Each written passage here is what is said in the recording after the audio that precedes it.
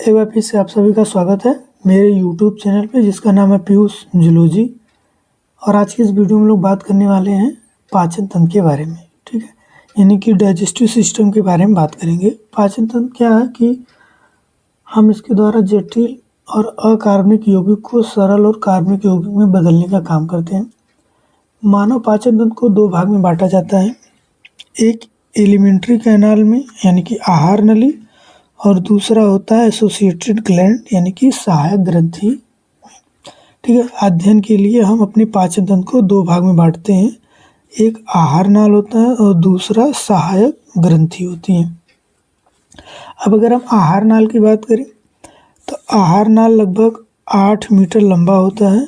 इसके अंतर्गत हम लोग मुख गुहा, ग्रसनी, ग्रास नली, अमाशय, छोटी आंत और बड़ी आंत के बारे में पढ़ते हैं। यानी कि जो हमारा आहार नली है इसके अंतर्गत हम इन चीज़ों को पढ़ते हैं।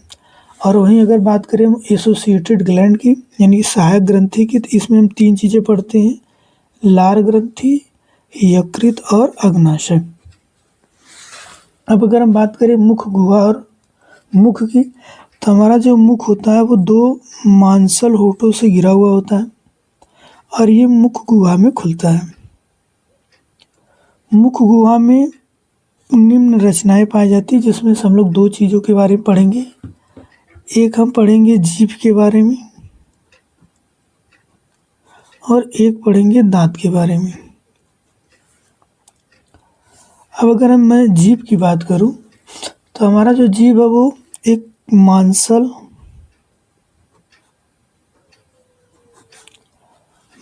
व लचीला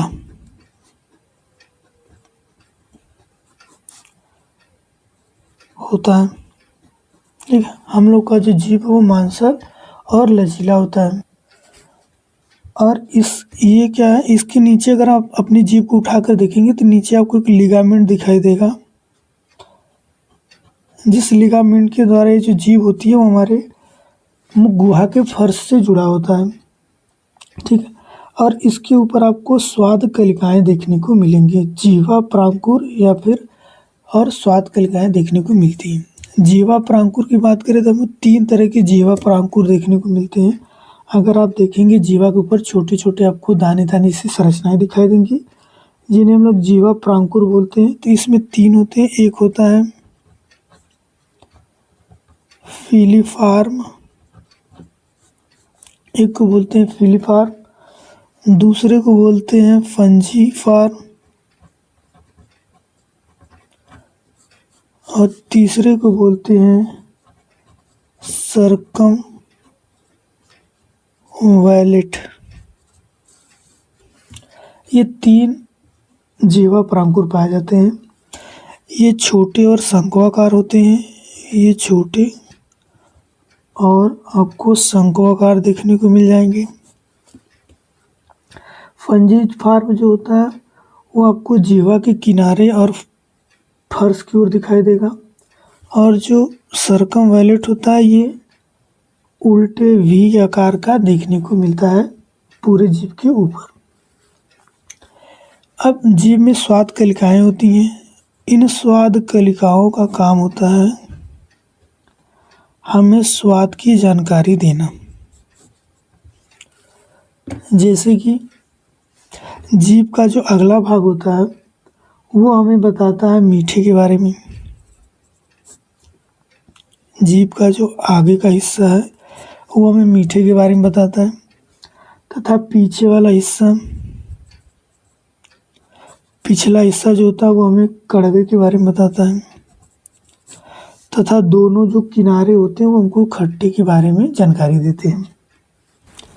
तो अब बात करते हैं जीभ के कार्य के बारे में। तो सबसे पहला काम ये है कि ये हमें स्वाद की जानकारी देता है।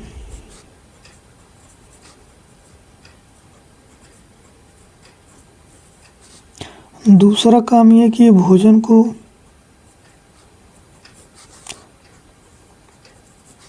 बार बार दांत के बीच में लाता है जिससे हम भोजन को आसानी से चबा सकते हैं।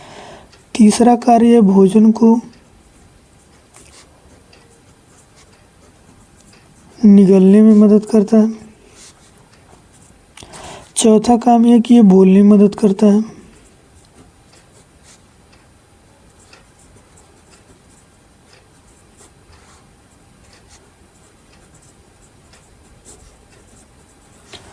और एक और इसका काम है कि ये दांत में फंसे हुए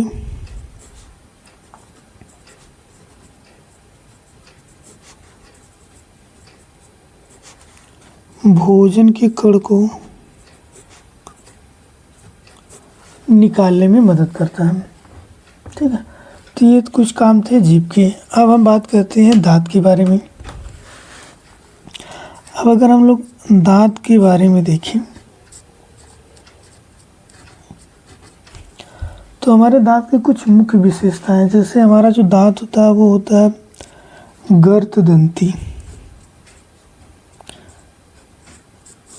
गर्तदंती होता है, इसको इंग्लिश में बोलते हैं थीकोडोंट।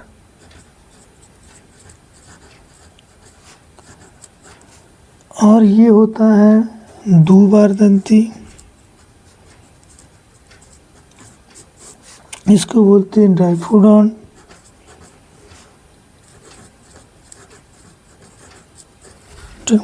हमारे दांत की दो विशेषता हो गई, एक हो गया गर्तदंती, एक हो गया द्विबारदंती, और एक होता है विषमदंती, इसको बोलते हैं हेटेरोडोंट।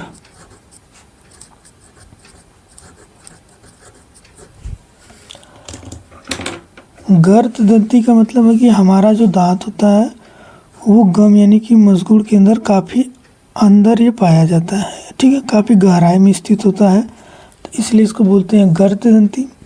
दो बार दंती का मतलब है कि हमारा जो दांत है वो दो बार आता है, जिसमें से 20 दांत जो होते हैं वो दो बार आते हैं और 12 दांत जो होते हैं वो सिर्फ एक बार आते हैं।